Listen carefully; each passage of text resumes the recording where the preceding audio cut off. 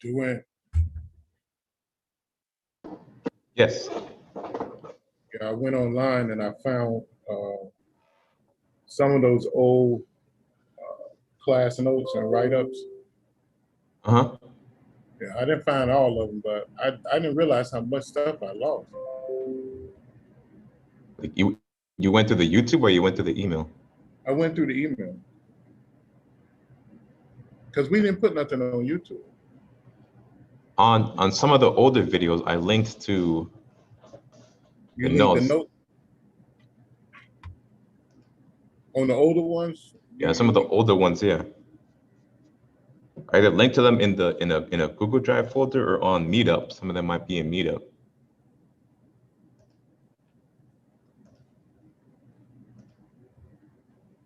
Let's see if I can get to that. Well.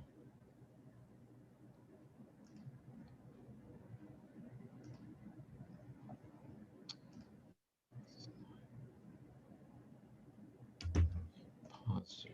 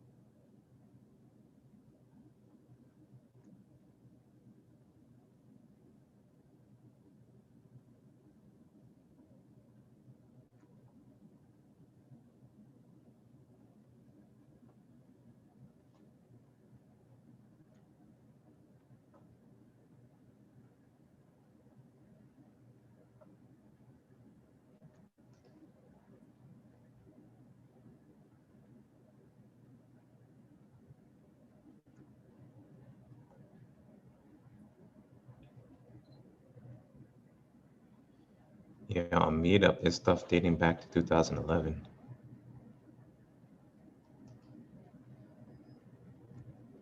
Actually, let me download and save those. I know I saved them before, but I couldn't find where they were. IMPC MeetUp documents. Yeah, here they are.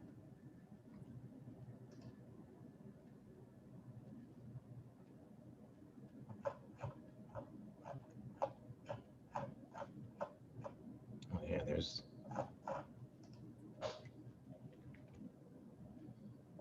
Yeah, just this folder alone, there's 258 documents. Oh yeah.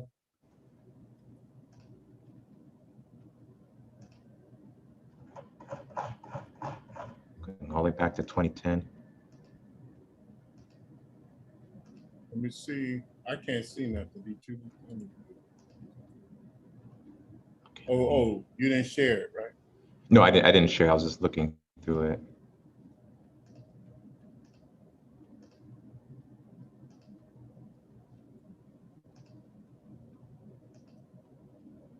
Yeah, they're all Word documents. Yeah. Healing. Let me see if it's in here.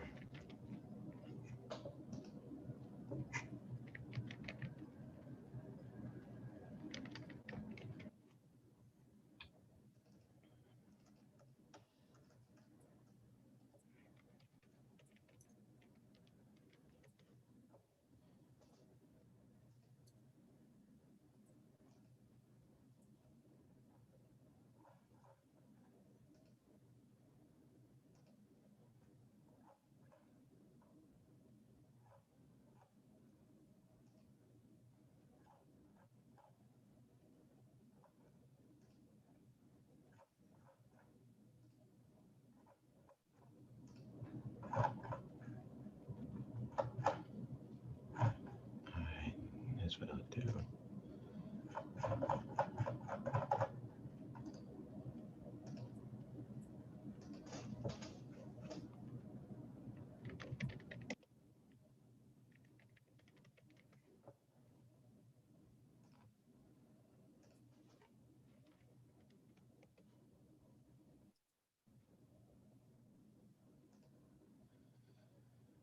Let me download all of these and save them here.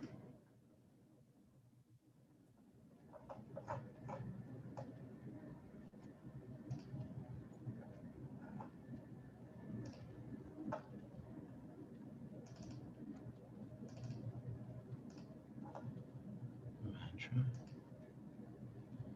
7 upper and lower chakras image.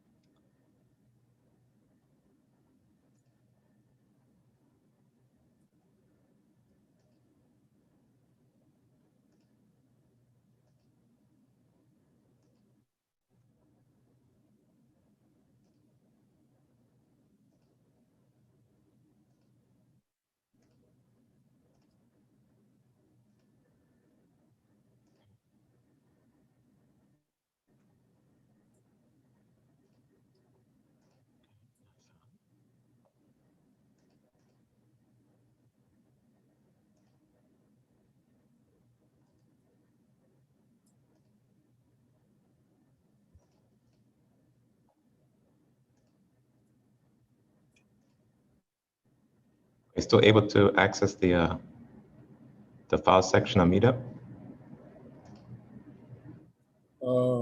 Yeah, but I rarely go in there. I mean, so you looked in those and none of those are the ones?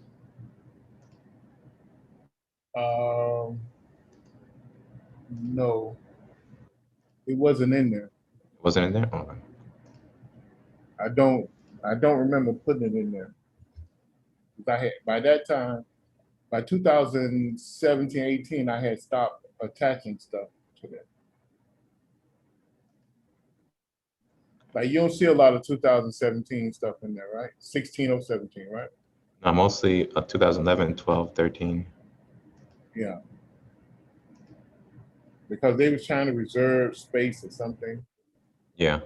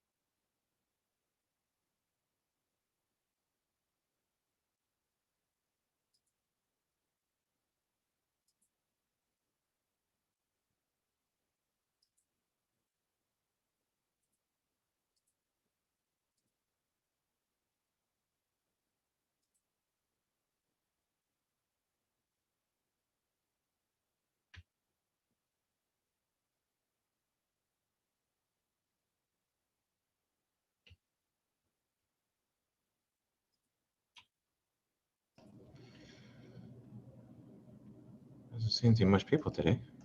Hmm? So it doesn't seem to be much people today. Is it a holiday or something? No, I don't think so. It's graduation. Oh.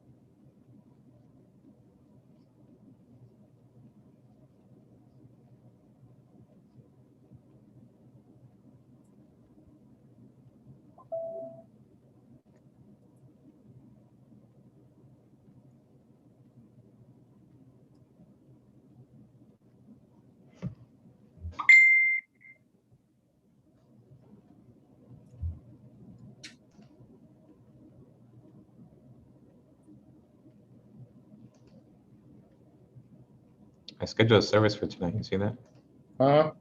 I scheduled a service for tonight. You see that? Yeah, I see it. Lucinda said we missed it. I don't remember missing it. Yeah, we did. We did?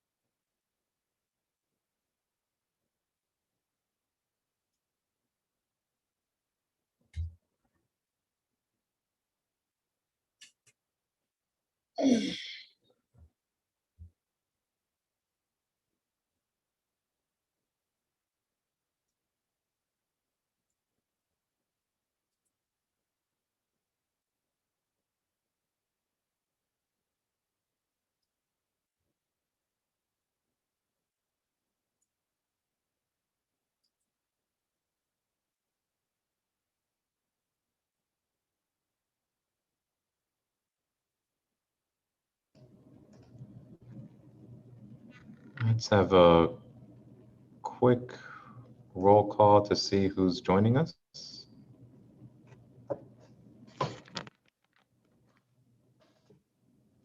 do a check to see if you can just say hello in the chat and let us know you're here. I can see who's on Zoom, but I can't tell who's on via YouTube.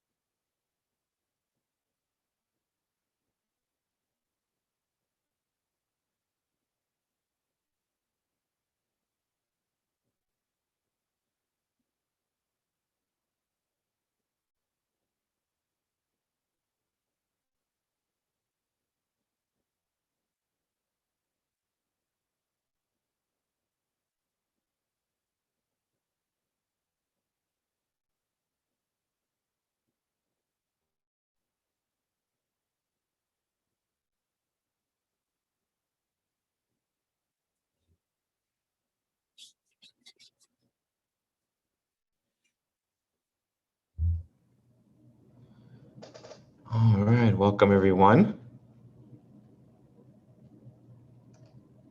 So we've got a few people on, so we'll just go ahead and continue with today's open discussion.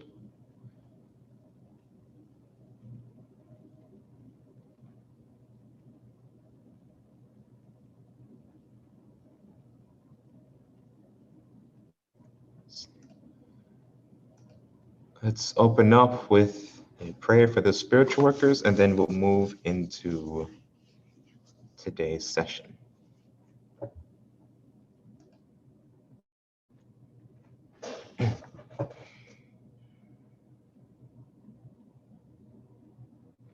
Prayer for spiritual workers.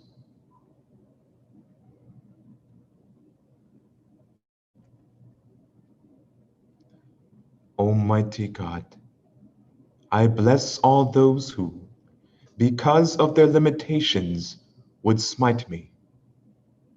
Almighty God, I bless all those who, because of their weakness, would not heed me.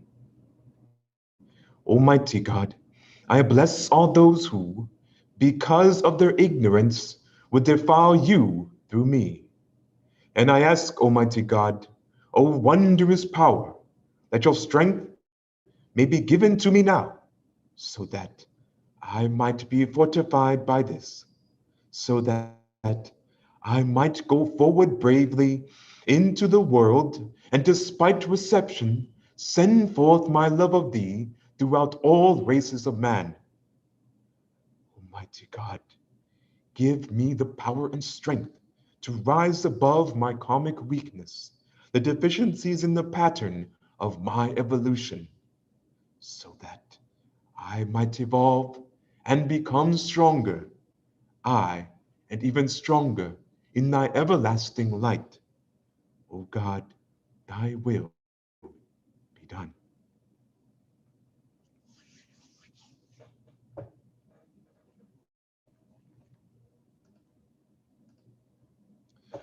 All right, everybody. Welcome to our 77th open discussion and various topics class. I can't zoom out. As per usual, feel free to ask any questions you may have in the chat, and we will do our best to answer those for you. Also, if you're joining us via Zoom, you can use the raise hand feature and ask your questions audibly.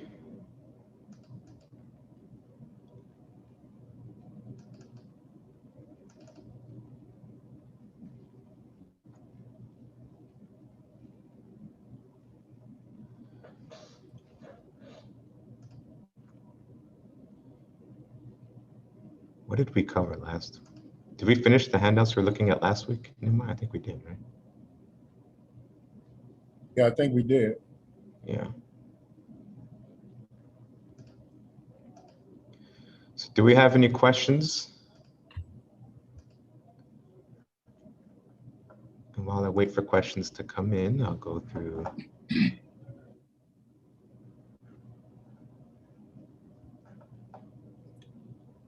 our handout material.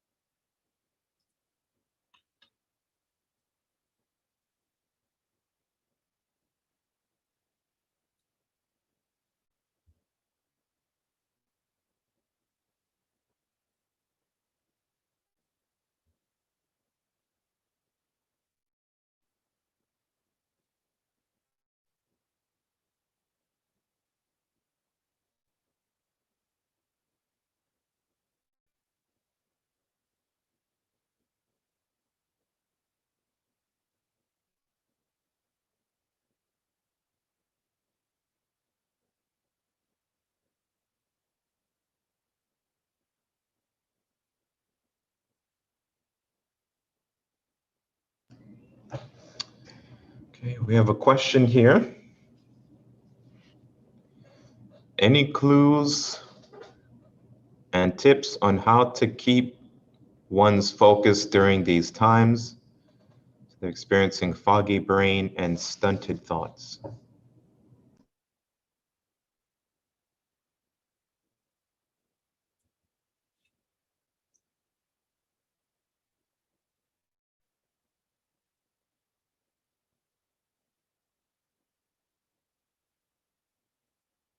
Um, I don't know. Focus is focus. I mean, we can allow uh,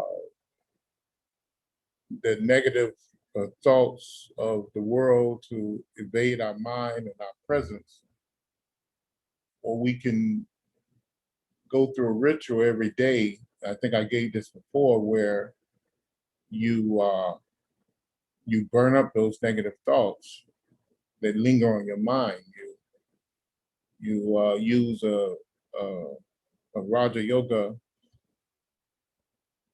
technique where you uh, imagine if you have persistent thought about something or sharp thought about something, you imagine these magnetic hands leaving your solar plexus center, coming out, grabbing that thought and bringing that thought into your solar plexus center, bringing a brilliant living white light or violet colored light down, and burning that thought up and transmuting that negative energy into something positive, and within your aura, because all your thoughts float around within the aura.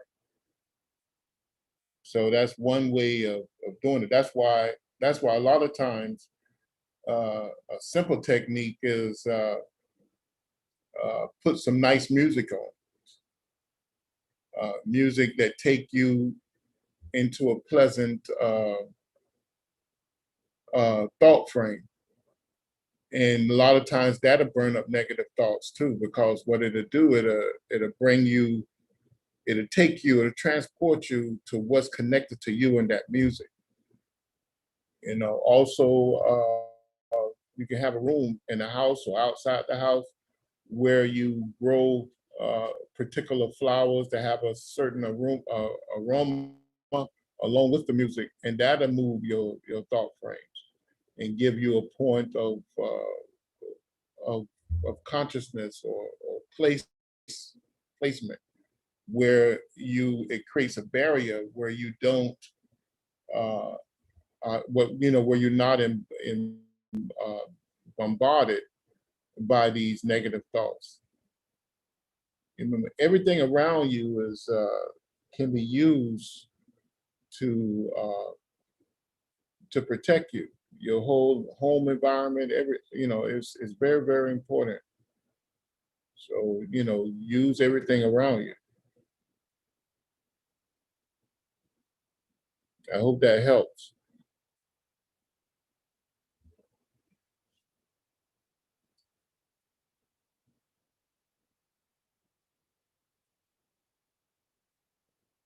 Did I answer the whole question? I believe so.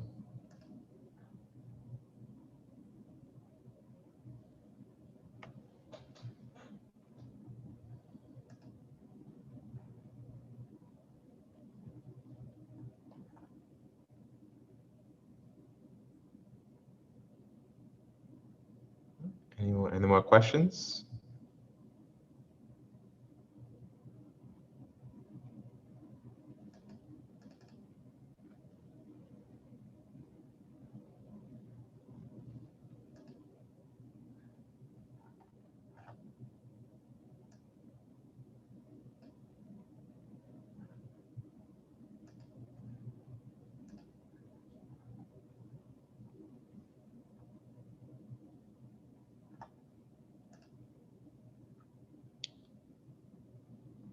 So yes, you answered the question.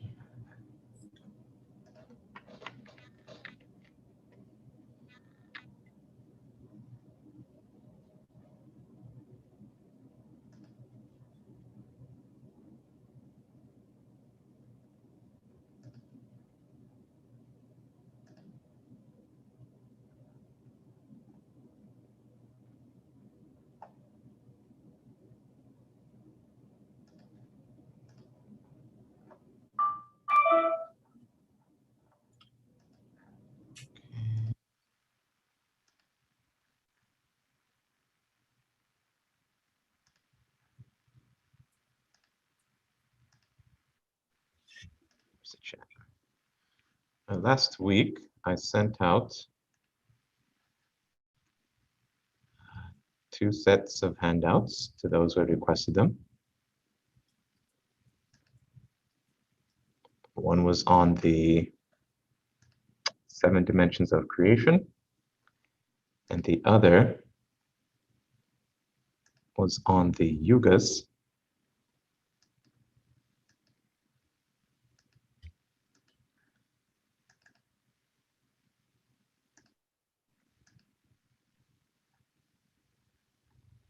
So you think we're right to go over the yugas handout, Damon?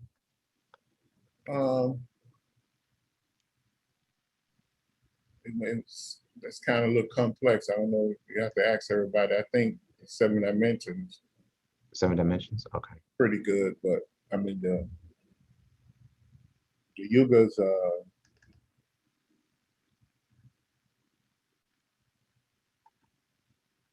I can go over it, but it's Might lose some people. yeah. I mean it requires prior knowledge.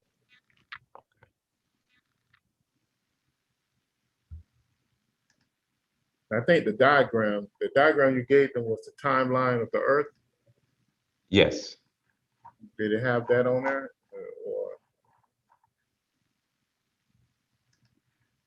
I think that's more self-explanatory.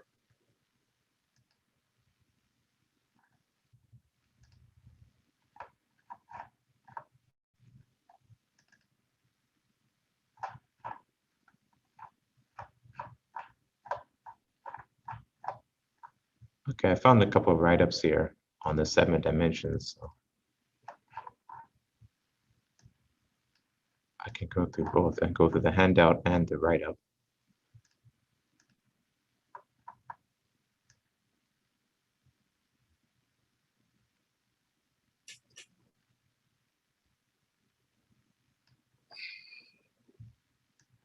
Yeah, I'll do that.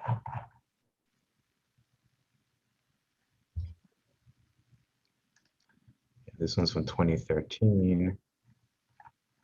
I think you may have updated it quite a bit since then.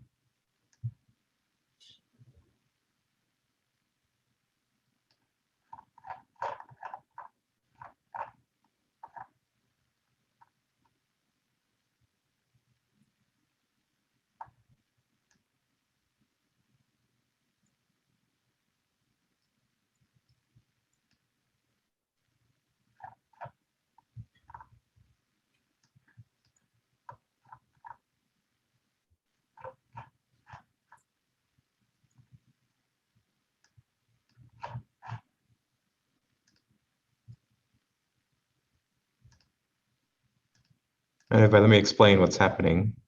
I went back through the MeetUp folder and had downloaded several, well, all of the files that were archived there. And there are a lot of notes and information going back to 2011 that we haven't covered in a while. Particularly, I was looking at the notes from the 7 dimensions of creation, because we had a question about that and a little discussion about that last week. And since that was one of the handouts I had sent out last week, I figured I might take a bit of a deeper dive into it and review those notes. These are both handouts and a write-up that Nehemiah put together back in 2013, so July 24, 2013.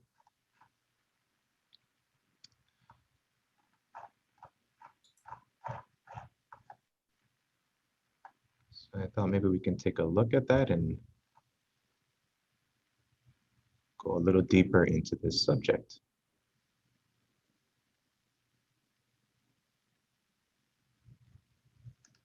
Is that all right, Nehemiah?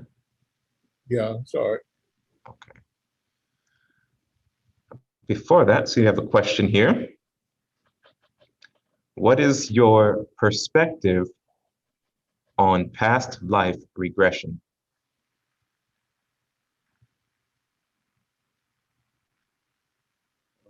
But there's a karmic law connected to that, and the karmic law say that no one who can see your past life will tell you your past life unless they're given karmic permission to do so.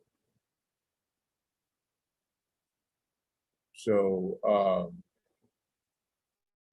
most past life, unregrettable, most past life regressions, they are fooling themselves. And one of the reasons, we understand that the person who knows your past life and can see your past life, they can also see the danger of telling you who you were or what you were in your past life. So it's like a domino effect. If they tell you, then they increase negative karma for themselves,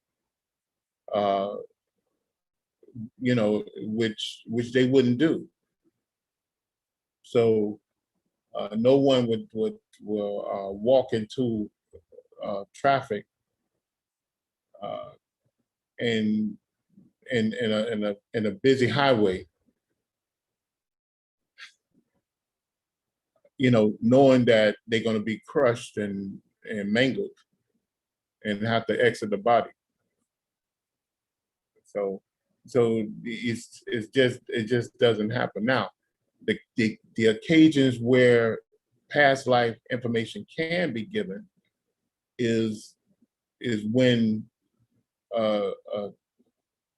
a teacher and student situation where the student is preparing to go on a mission, and karmic law permits the teacher to inform the student of a past life in order to accelerate their development. So if you have someone that's born in this life and they totally unaware of certain skills that they have because they have inhibited those skills because of their present condition, but in going forward to go on a mission, they need to harness those skills, then the teacher, adept master, can go ahead and initiate them with certain information to allow them to advance themselves or prepare themselves for the mission that they're going to undertake. So it's very strict laws around, because it's, in most cases, our past life information is locked up in order to allow us a clear pathway of developing whatever, or harnessing in, or whatever skills or lessons that we need to learn in this life.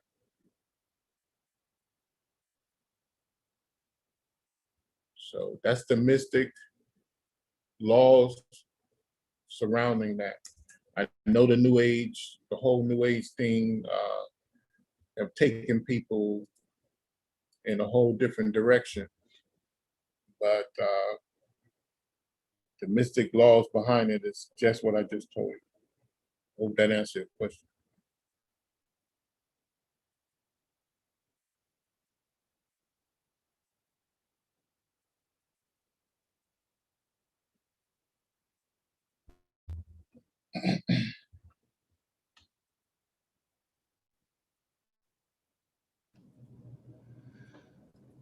I guess a follow-up question, how does one harness those skills?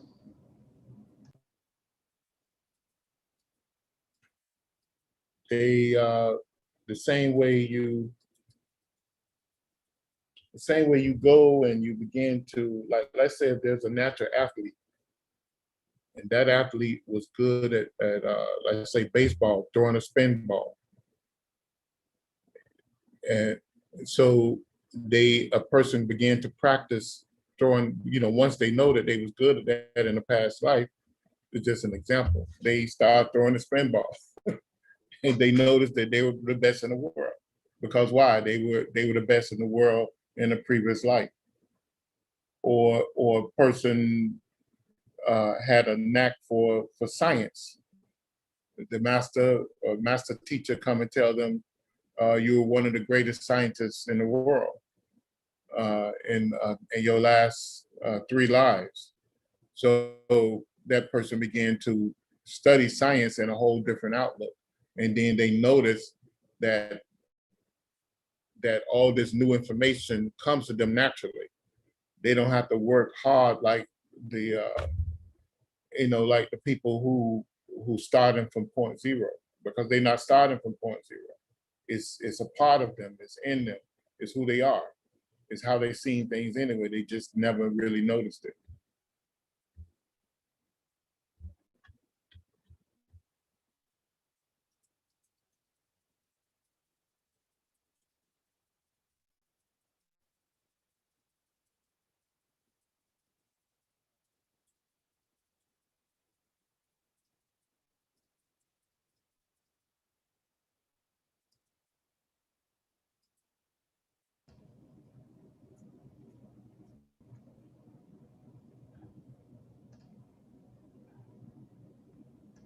Any additional questions?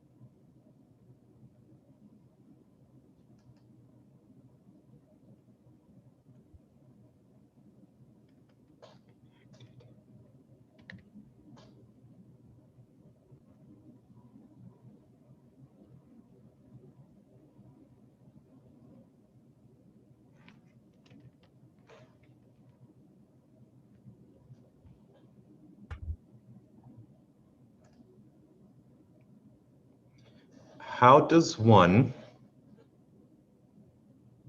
am I muted? No, okay. How does one practice breathing retention?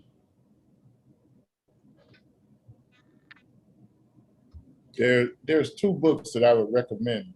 And there's many books written on this, but there's 2 books I would recommend. And that is the book by Yoga Ramacharaka, Science of Breath, and the book by Dr. George King, Contact Your Higher Self Through Yoga. Now, those 2 books have the exercises in there on breath retention. It's clear, it's simple, and then after you have practiced it for a while, then go back and study as much as you can study on pranayama, because that's what that is. Another book, when you begin to study pranayama, study Sivananda's book on Kundalini Yoga, and also Sivananda's book on mind and mystery. So those are the books I would recommend for you to study. But the best way to understand pranayama is to practice pranayama or breath retention. Also there was a book, I can't remember it right now. I think it's on Mudra Yoga, But if you write me, I will give you the selection of books that you can study. But you only study that after you practice it for a while. Do the contact your higher self through yoga, the science of breath by Yoga Ramacharaka. Study those. They have simple. The contact your higher self yoga has 6 practices that you can use, and Dr. Joseph King tell you the manner in which to use it. And then the science of breath have several a collection of breathing exercises and other exercises that complement the breathing exercises that will help you. So I would recommend you do that. And it's pranayama is the pathway of developing yourself psychically and spiritually. So so that's my recommendation.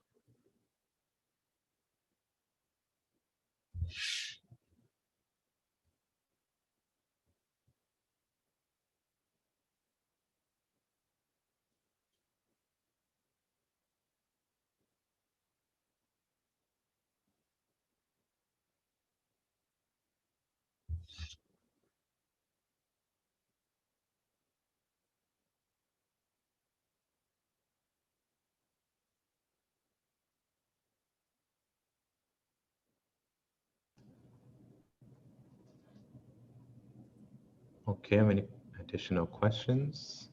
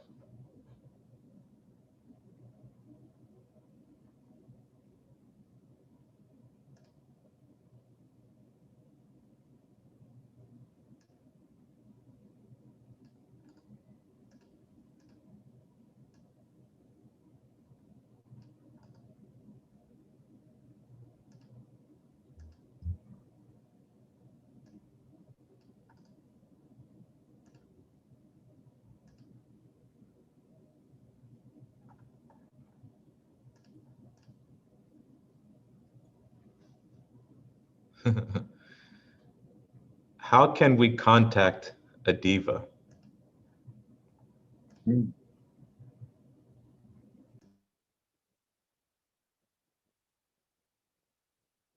I tell you, the Miss Nova contacting a diva. I mean, you are in constant contact with the diva, with the divas. Uh, and if you want to go, we want to go uh, to the mystic teachings. Uh, you have you are radiated with 360 tava or tavic rays every second of the day. Each one of those tavic rays uh, represents or is a diva, and those tavic rays create the realms of existence on this earth. So your life is sustained by the divas, and you are constantly feeding to information and energy to the divas, because everything is energy. As the as the masters told us, everything is Shakti. Shakti is energy, power. Within Shakti is information or knowledge on intellect on intelligent movement.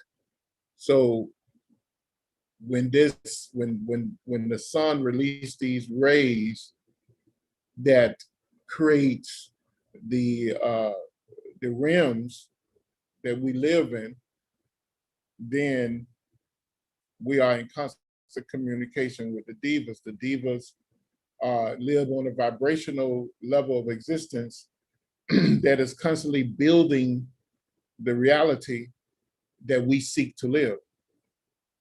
So now the question is, how can we consciously, the question should be, how can we consciously communicate with the diva? Because you are constantly in communication with the divas on a superconscious level, on a superconscious level, and a subconscious level, and on a unconscious conscious level.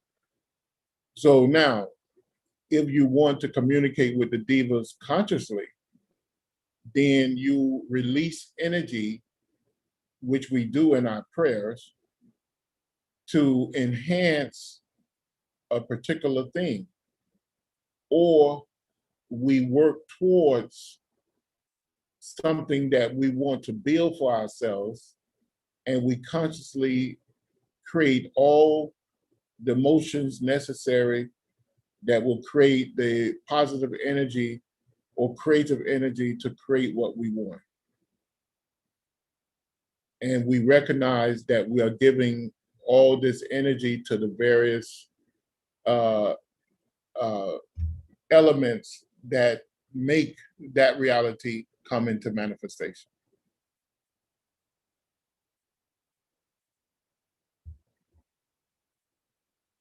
I hope that answers your question.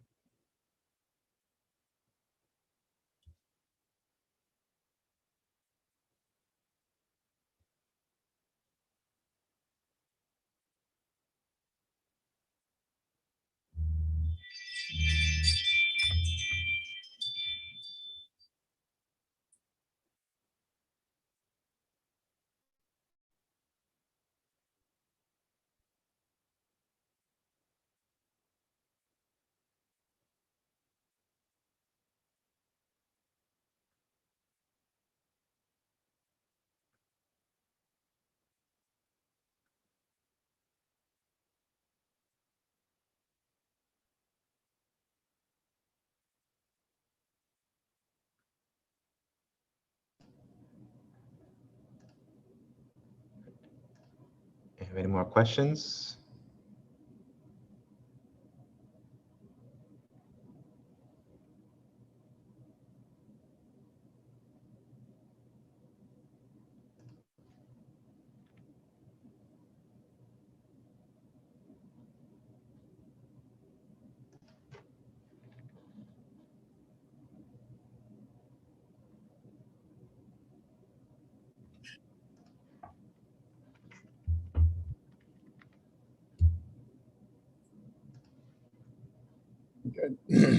On another note, um, scientists have realized that the sunlight releases what they call electronic magnetic spectrum, and that everything in the solar system live within that electronic magnetic spectrum. This is the same thing that the yogi mystics stated thousands of years ago about the tabic rays. The scientists today call the tabic rays and electronic magnetic spectrum solar plasma, and that we live and breathe and have our being in the solar plasma, as though in the book of Acts of the Bible, where Paul said we live and breathe and have our being within God. And the yogis said this thousands upon thousands upon thousands of years ago. But they described it as a as atomic matter or atomic rays that that uh, that flew from the sun, and within that came all the elements, and came and you had a race of beings that refused free will and wanted freedom, that became the loyal servants of lords of Kama, or God, and they only do the will of God, not the will of themselves.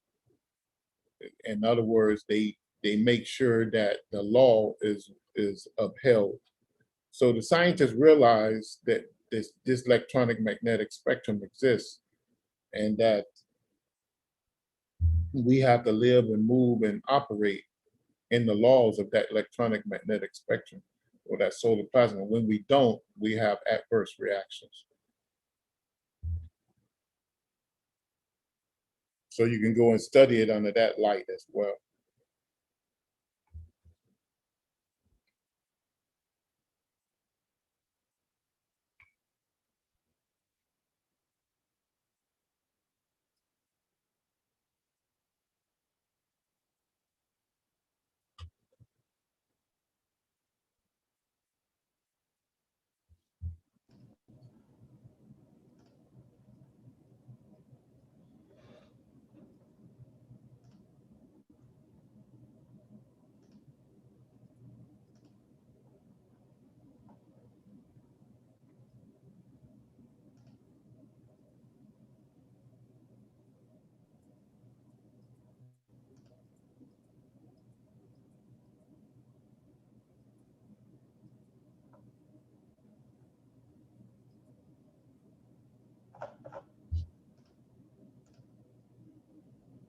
Okay, any further questions?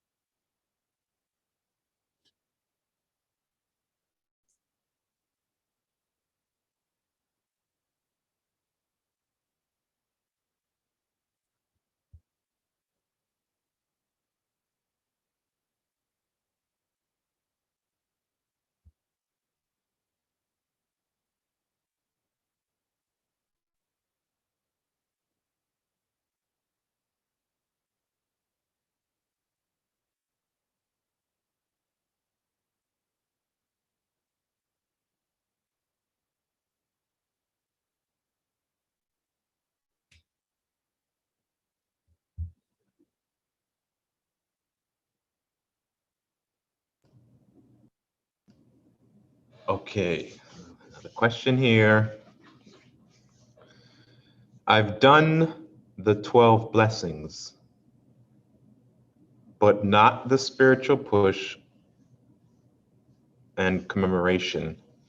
Can you explain what these entail?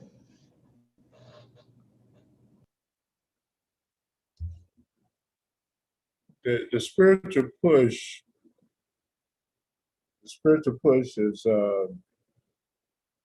is time periods within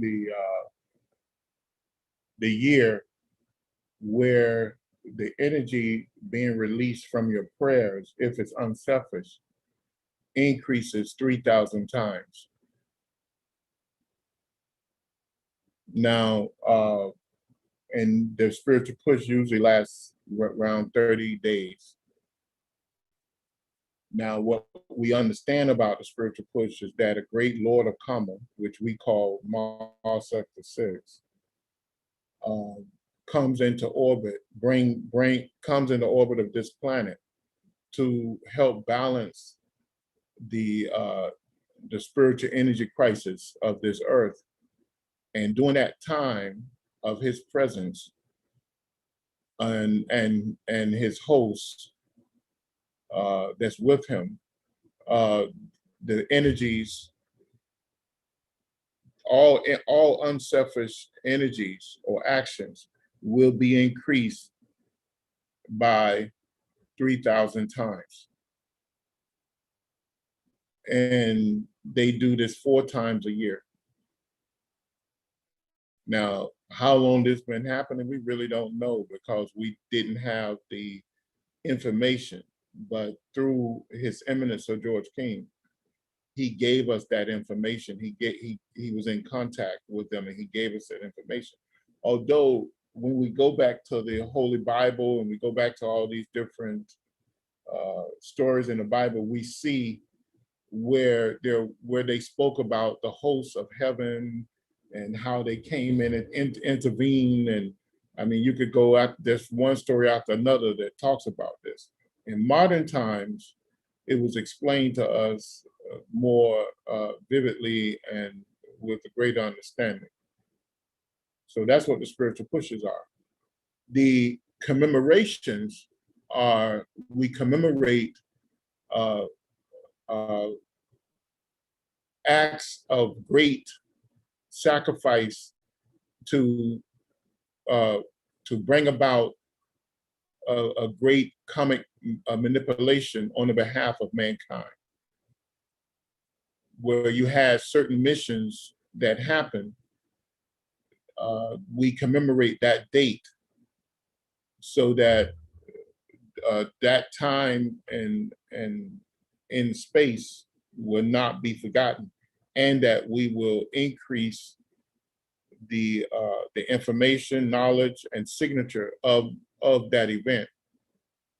So that's very, very important. And when you study mysticism, you understand why that's important, because the first principle of Shati is Vijnani, which means intelligent movement, intelligent mark, a space or signature on life itself. So and then the next one is mind, is the matrix of mind. So we want to mark those events in our history, in our time, so that we can steer away from negative type karma that seems to plague our earth and our lives, and to make sure that false information is not does not take its place. So everyone who's joined in as a spiritual warrior or mystic, then that's what they need to do. So and those with the there's a number of commemorations. I think it's over 20 some commemorations that we celebrate. Right, Dwayne? It's over what, 20? I think it's over 20, yeah. 20, yeah, that we celebrate for this modern time.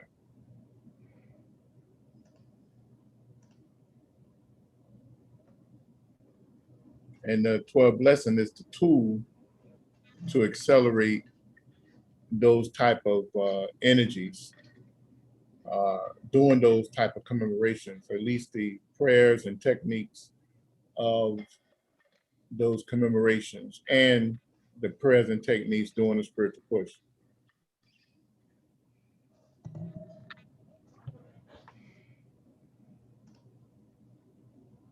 I hope that give you some insight.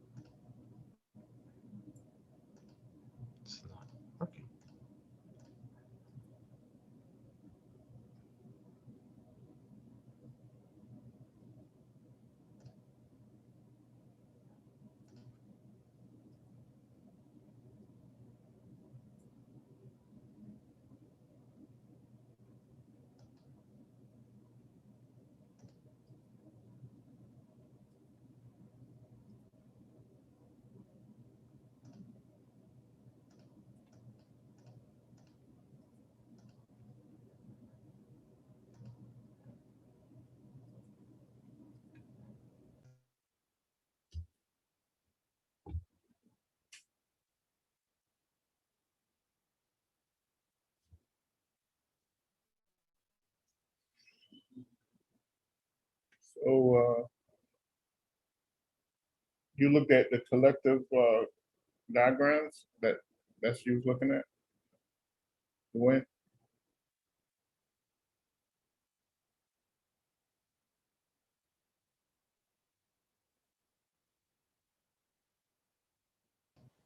Dwayne. Hello, can you guys hear and see me? Yeah, I say that you looked at the collective, the IMKC collection of diagrams. That's where you was pulling that stuff from. No, for the 7 dimension stuff, I was gonna put up now. I pulled that from the MeetUp archive. Okay, look on one. I found a mistake on one of them. On one of the 7 dimension ones. Yeah, Okay. Let me see if I can put this up really quick. it's right at the top, at the very top. What gives the diagram on silence and sound? Yes.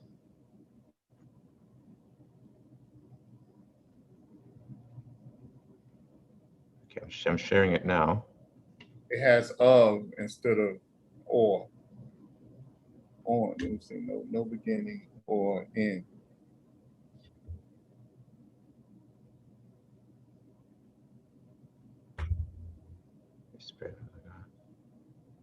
Oh, okay.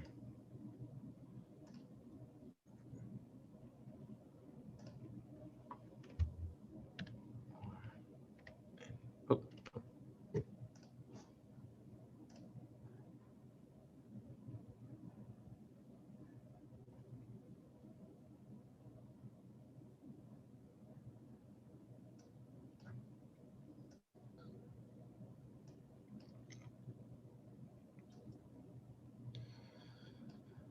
Okay, see if there's any more questions. So last week we had answered some questions on regards to the 7 dimensions of creation. And I found this write-up in a MeetUp archive that Nehemiah put together, I think, several years ago. I did some minor edits to it, but it's a lot of good information here and helps better understand the 7 dimensions. So if you take this in conjunction with the lecture itself, given by Dr. George King from the Day Society,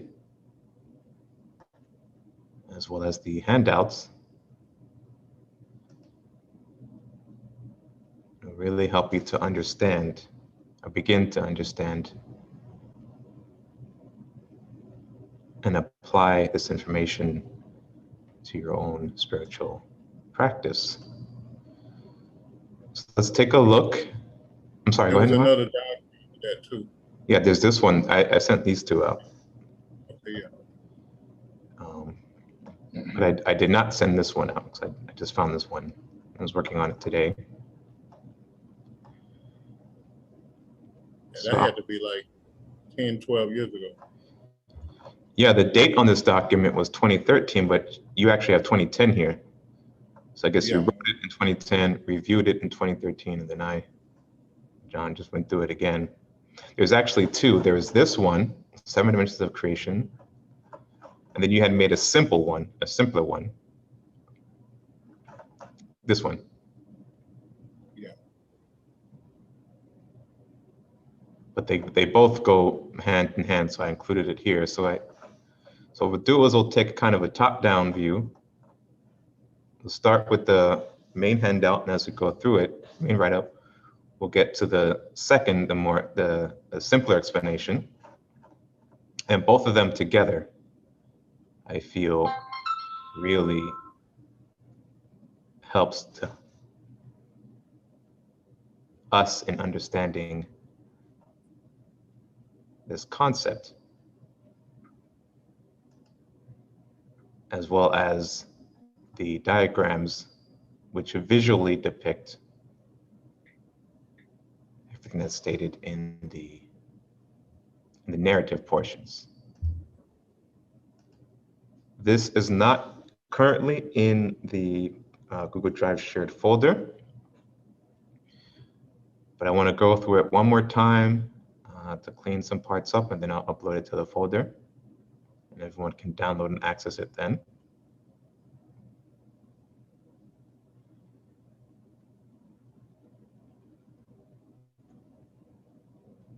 And I'll also include a link to the lecture. Let me do that now. I'll put a link in the chat to the 7 Dimensions of Creation lecture on the Atheist Society, atheist.org website.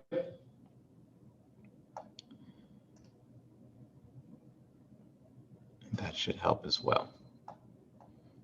Just give me a second, let me find that.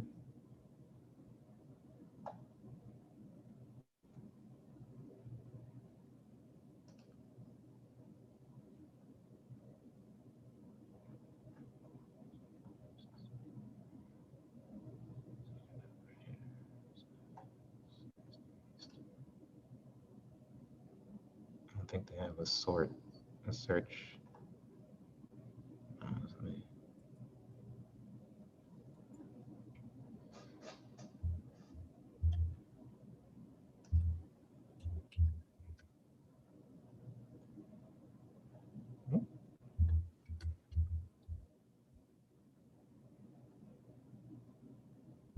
It's on the website, right?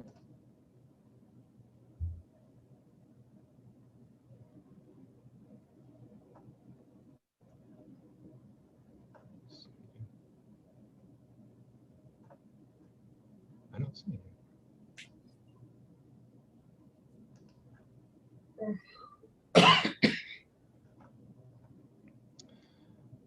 All right, let me share. You guys can currently see the handouts, right? I don't know, I can tell. You're on the diagram. Okay, on the You'll start diagram, from the okay. words, Word document. Yeah, I'm gonna start from the Word document, but I just couldn't, I'm looking for the 7 Dimensions lecture on the website, but I don't see it. Oh, here it is, okay.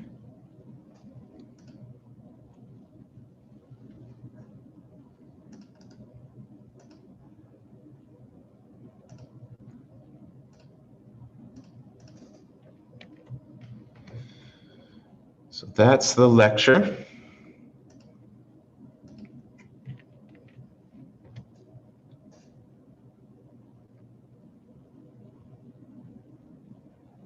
On the 7 Dimensions of Creation.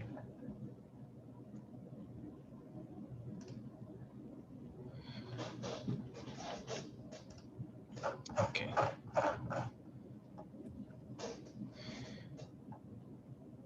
So a question just came in here. During reincarnation, does a person get the same soul or is a new one developed?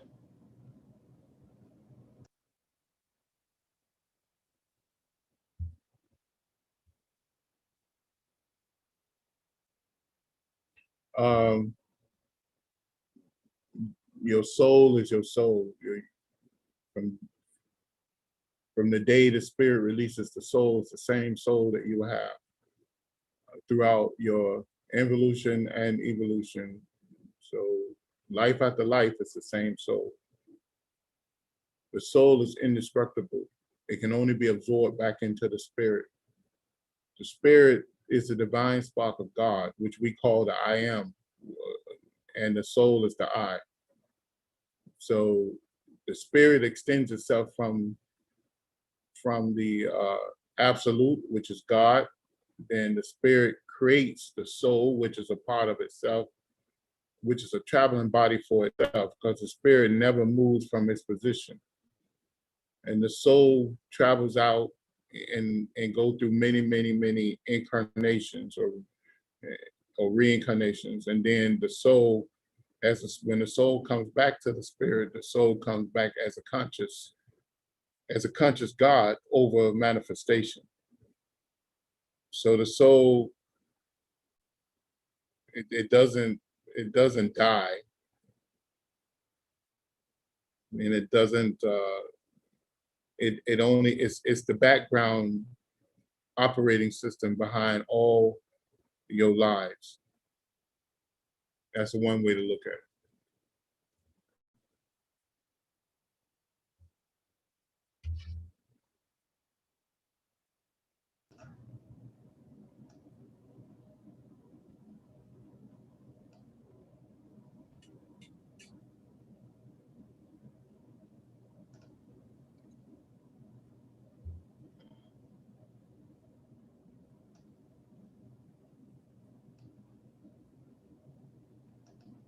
I don't think there's a way I can share both at the same time.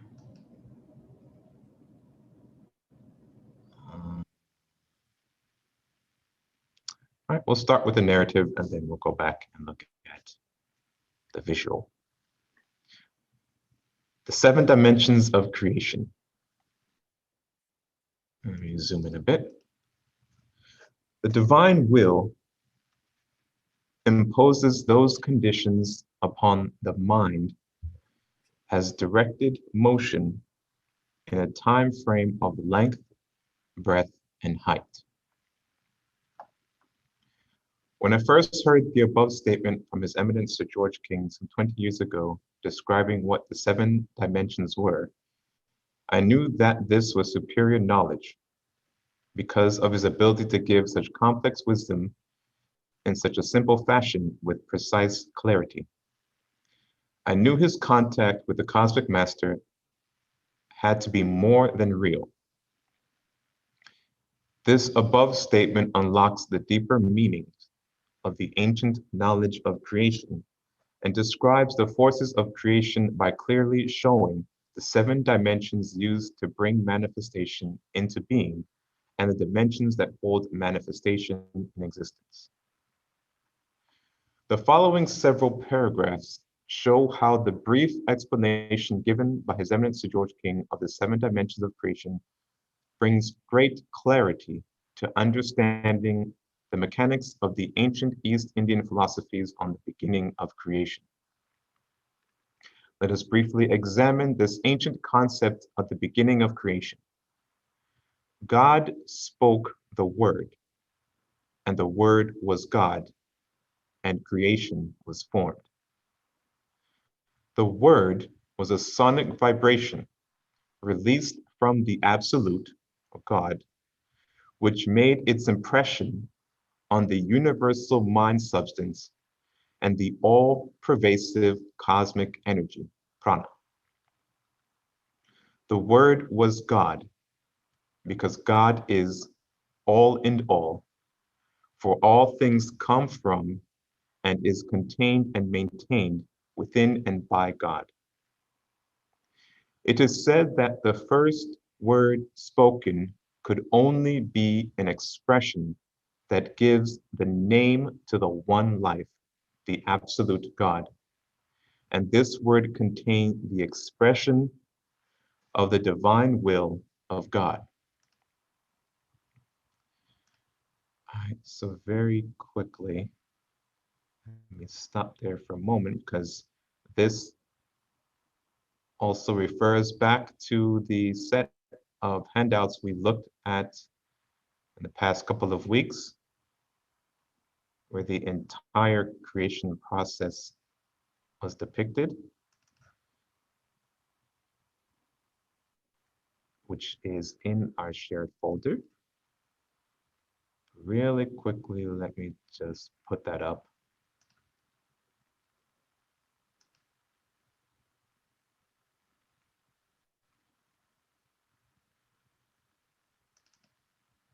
All right, so you should remember this from previous weeks. We just finished this actually, a couple of handouts. So this is the process that we're talking about in the narrative. All right, so that should remind you of what we just studied. This universal mind substance is a static force of endless potential that has an unlimited source of all power in a state of complete static. When the Absolute released the word, a sonic vibration, or the Vak, right, Nehemiah? It had a ripping effect upon this universal mind substance. And the all, I'm sorry?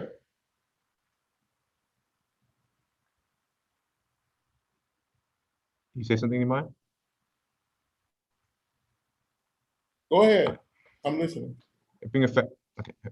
A ripping effect upon this universal mind substance and the all-pervasive cosmic energy. This ripping or rippling effect caused a chain reaction of directed motion called creation. The sonic vibration was the great word that contains all sound and words, the greatest mantra known to man today. Within the word mantra is the root word man, which means to think. The great mantra released by the Absolute contains the thought configuration for all creation. Mantra is the force or power that activates the universal mind and cosmic energy into a state of manifestation called creation.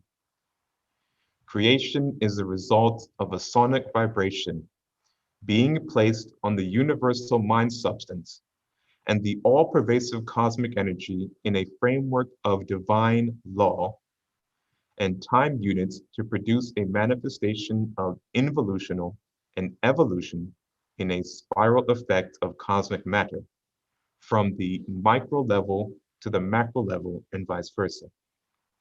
In other words, in a time frame of length, breadth, and height.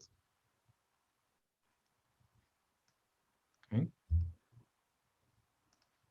So if we look back here at the illustration,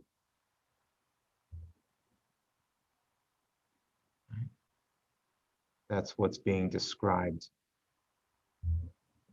here.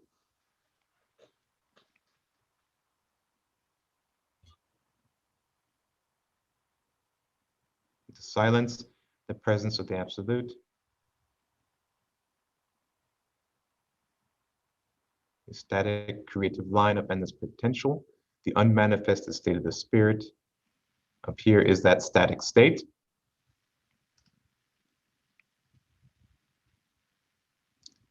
From that, the word is released, the sound, and we have underneath that the manifested creation of static endless potential. See, Shakti as Vijnana, the framework of all knowledge and consciousness. Shakti as mind, a universal mind substance that acts as a static background of power. Shakti as prana, a universal supply of vital life force power. And Shakti as love, the all-pervasive energy of preservation. So up here, in the unmanifested state of spirit, this is the Shiva, and from the Shiva comes the Shakti, manifested states. Okay. Let's see if we have any questions so far. Let's move on to page 2. In the beginning, when God spoke the word and creation came into beginning. In the beginning, God spoke the word and creation came into being. The spoken word was the divine will, the seventh dimension of creation. When this spoken word created a rippling effect on the all-pervasive mind and prana, which was in a state of complete static with endless potential, of power. This ripping effect of the divine will of God imposed its condition, which is the word, a divine sonic vibration on the mind, which is the sixth dimension of creation. This ripping effect on the universal mind is that force that placed into being motion, which is the fifth dimension of creation. The continual manifestation brought about by this ripping effect is done in a time frame, which is number 4, of length, breadth, and height, which is the fourth, third, second, and first dimensions of creation, respectively.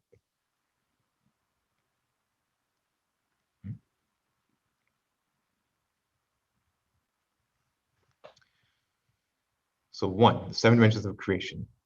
Divine will, spirit invokes the law of karma. Shiva. 2, the mind. Soul manifests in and through the law of karma. Nada Shakti and the Shakti principles. All right, so on the right we have on the left we have the dimension, and we have the action, and as you can see on the right is the product of that action. Was that correct, Iman?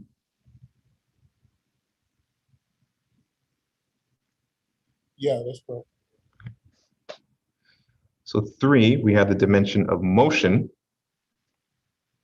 and that is prana influenced by the soul, enacted by the directed will of the spirit. This Shakti as the Mahabhutas.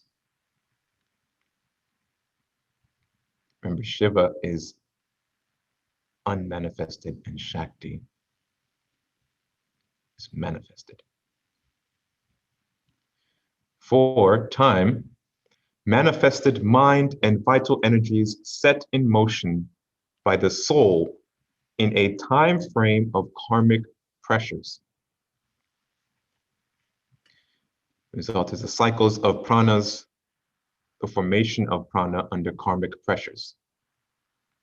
And 5, length, manifested subtle and physical vehicles of expressions for the soul, breadth and height. Those are all manifested subtle and physical vehicles of expression for the soul. All right. So if we go back here,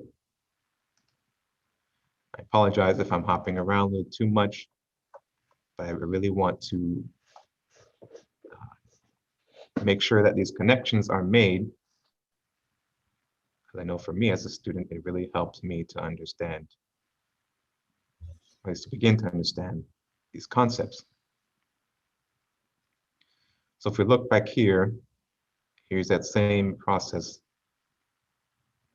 visualized from 1, the absolute,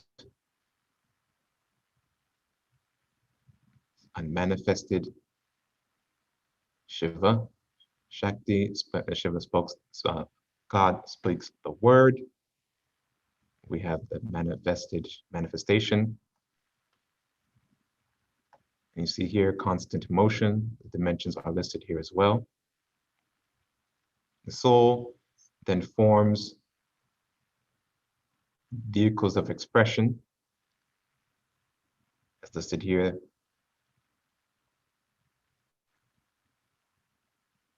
The chakra systems, the nadi, inner and outer flows, kundalini, states of sound, all the way to the mental bodies, pranas, etheric, astral, and physical bodies. So it's all interrelated. It's all the same process, just depicted in different ways and presented in different ways to help us understand. Do you have any questions before I move on to the next page? Do you want to add anything, Nehemiah? No, go ahead. Okay. Okay, so this table goes into more explanation and also follows along the second half of this diagram. I'll put these together into one document and then upload it. Just gonna make a little bit more edits, but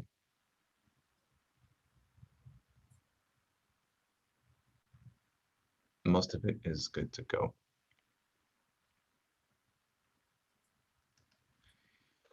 The following is a brief explanation of the 7 dimensions of creation. 7, divine will. This will is the directive from the intelligence manifested from the spirit as the soul. This will cannot be measured at this level, but imposed its power on the universal mind substance that can be measured through its activity. 6, mind. The mind that we speak of here is the universal mind substance, which is the static potential of the absolute God being manifest as the universal power of intelligence that permeates all manifested matter on all realms of existence.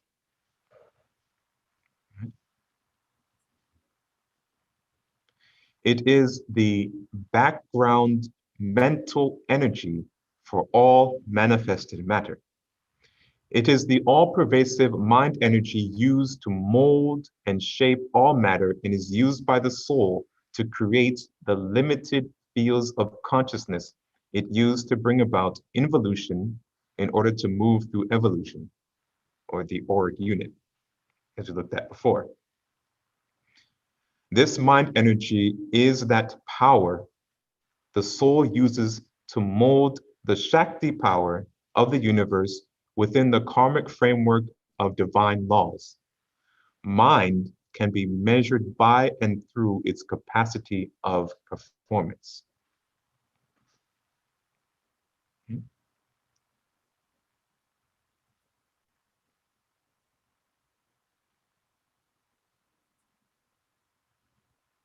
5, motion.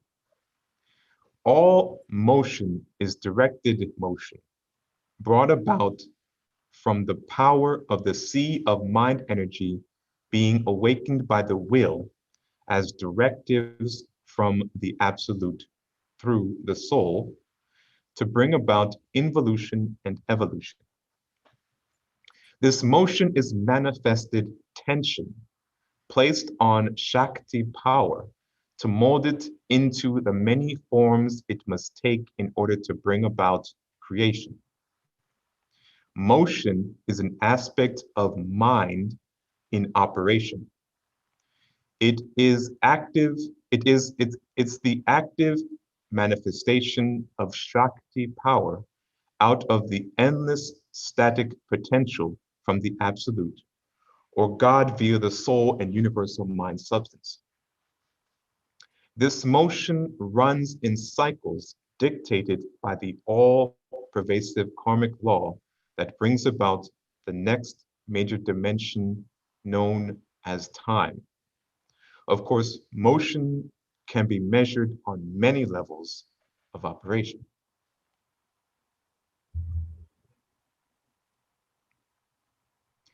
Time.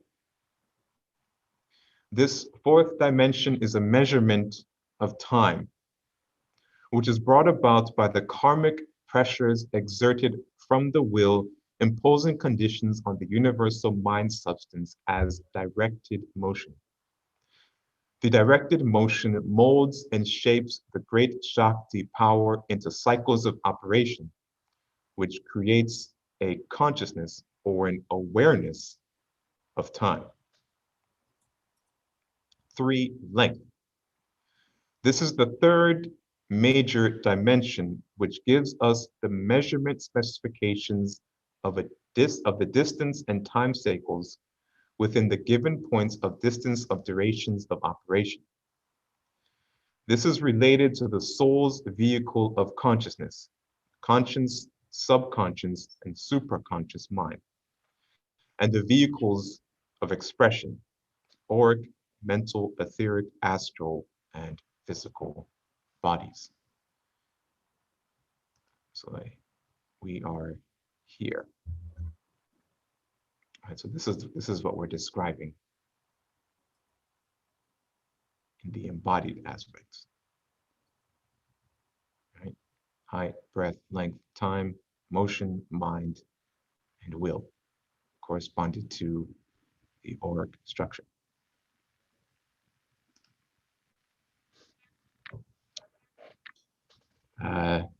Number two,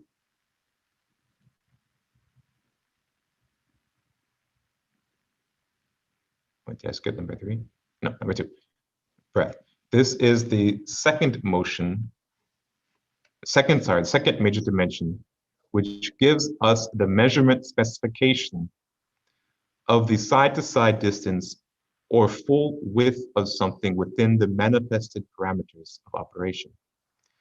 This is related to the soul's vehicle of consciousness, conscious, subconscious, mind, and the vehicles of expression, or mental, etheric, astral, and physical bodies. And finally, height. Again, this is the first major dimension, which gives us the measurement specification of the distance from the bottom to the top of something standing upright. It is the vertical measurement of the manifested vehicle of expression. This is related to the soul's vehicle of consciousness, of suits vehicles of expression, consciousness, conscious, subconscious, superconscious mind, and the vehicles of expression, auric, mental, etheric, astral, and physical bodies. Okay, and again, those are the 7-dimensional signatures of life, and it's represented here graphically.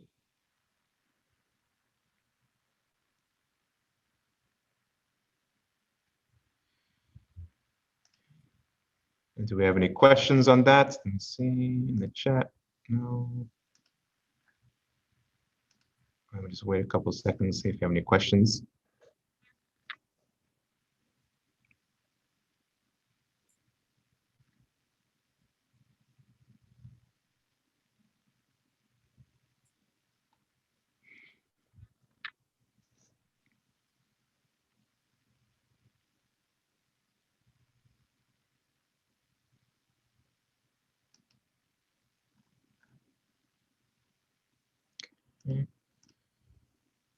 So again, this is the mystic constitution of man handout we looked at a few classes ago. So all this together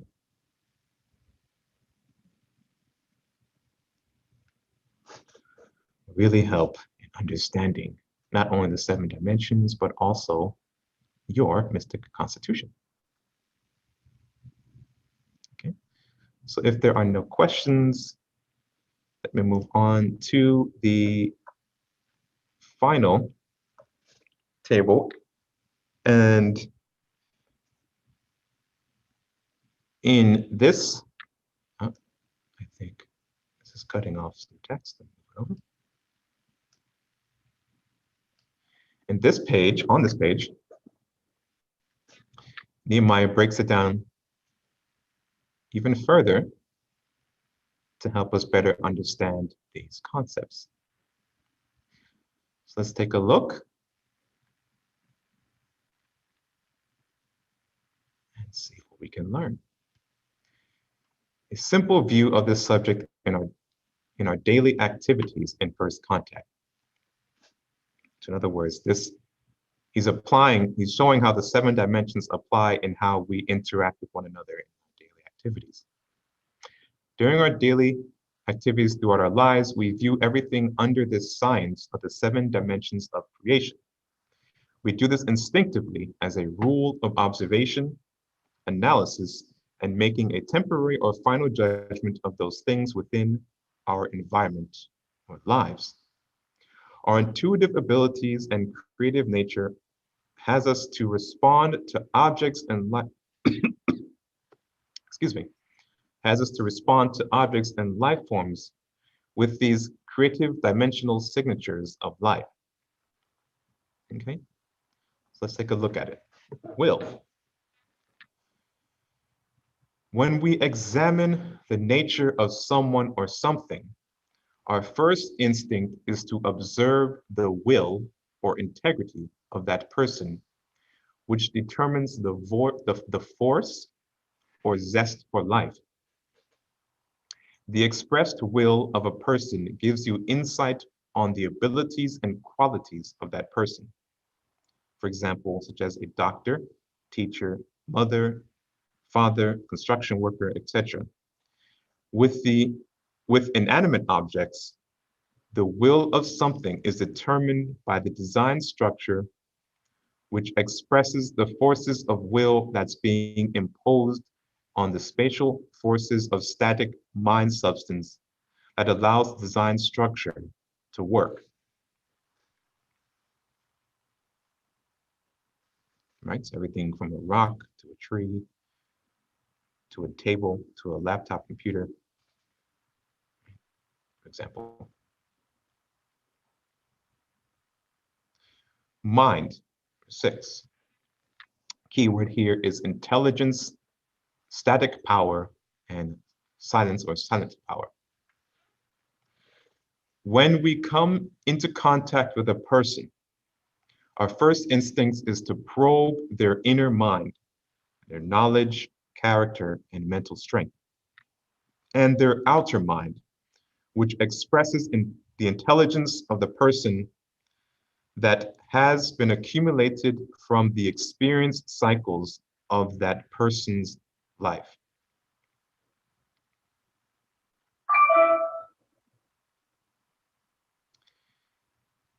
And just to add, the present and past lives. I think that's mentioned here in the last section. But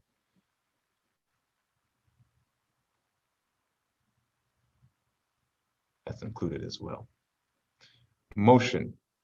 The key words for motion are speed, vitality, energy, directive power, expressed power, and movement. The of someone or something determines the quality of that person or things and its operational state. All motion comes from a or the directed force of mind substance brought into action by its intelligent signatures of life, which can be considered the natural willpower imposed on the static universal mind substance, the background force and power for all vital energies. In simple terms, we look at the vitality of the person, how a person walks, their gestures, how they talk or communicate, and makes all movements as expressed motion. Okay.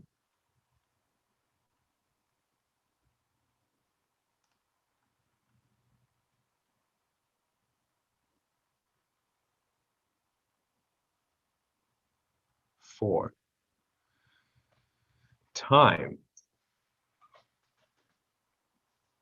And the key words for time are age, abilities, history, and prior knowledge.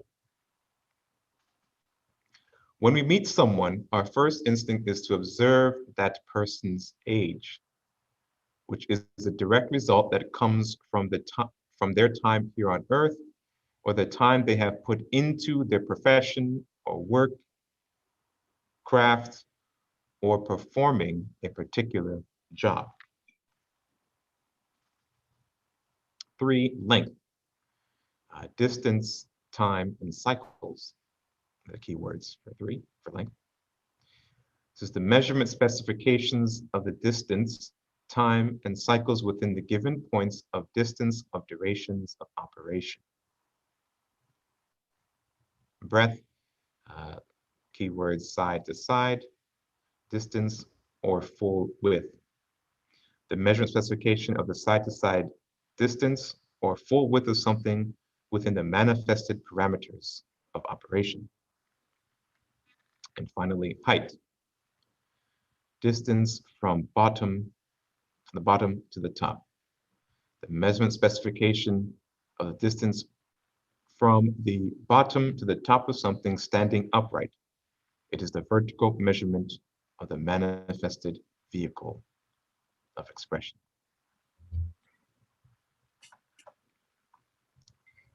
Okay.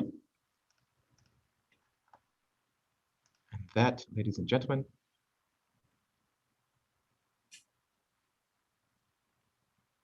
is the introduction to the 7 dimensions of creation, including notes, diagrams, and additional diagrams to help you understand it better. So take those with you as you listen to the lecture by Dr. George King, 7 Dimensions of Creation, and bring those all together with you into your concentrations and contemplations, and you will certainly get a lot from that study.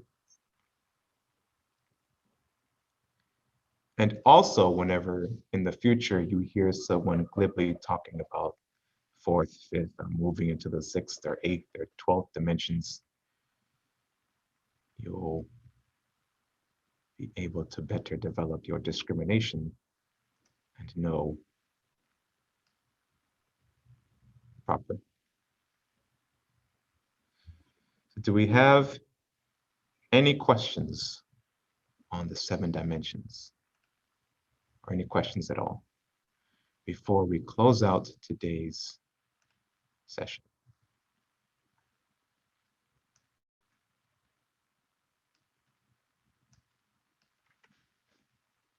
Was there anything you wanted to add, Imai, before we close out? No, that's pretty much it. If we did do a class, we did one class on this, right? Yes, it is on YouTube. Yeah, so maybe we need to label that so they can listen, because that'll help them understand Dr. George King once they listen to that. And we, I think we did a lively session using those same notes too, I think. Yes, I believe so too, yeah. There's a lot of people struggle with this, and I didn't understand why they struggled with it. It was very clear to me from, I don't know, 10 or 11 years old.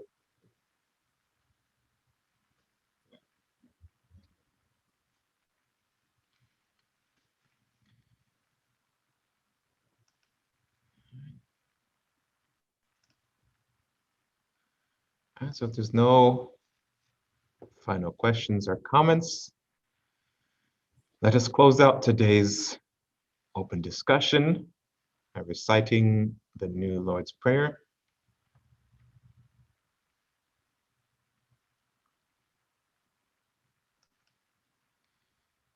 Given by the Master Jesus through the mediumship of Dr. George King.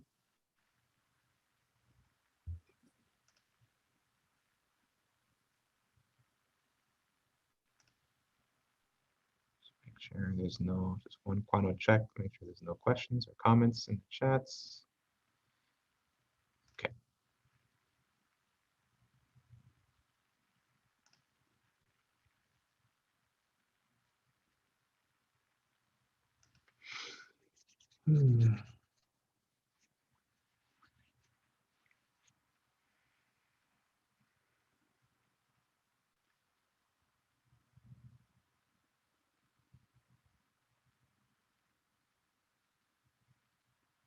The New Lord's Prayer.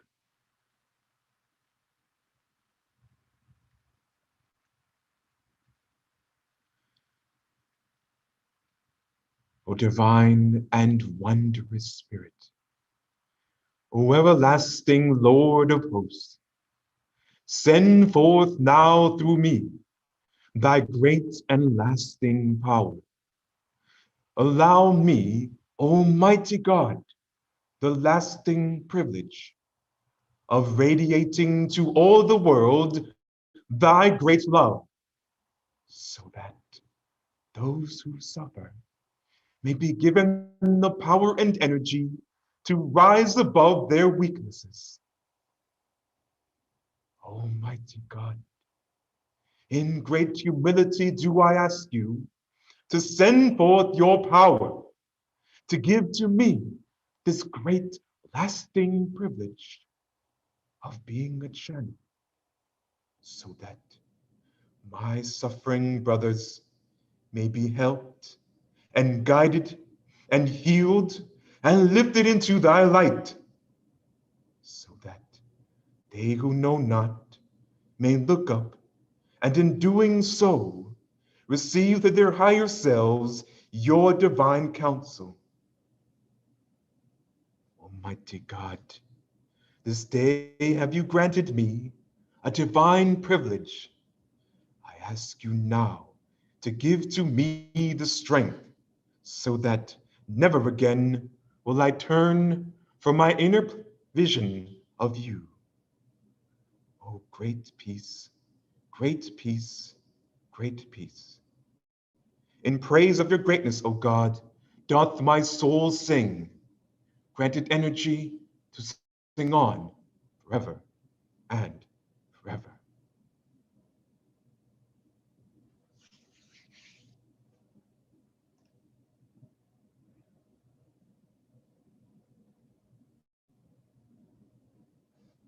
All right, everybody. All right, so see you later on today. See the class next week.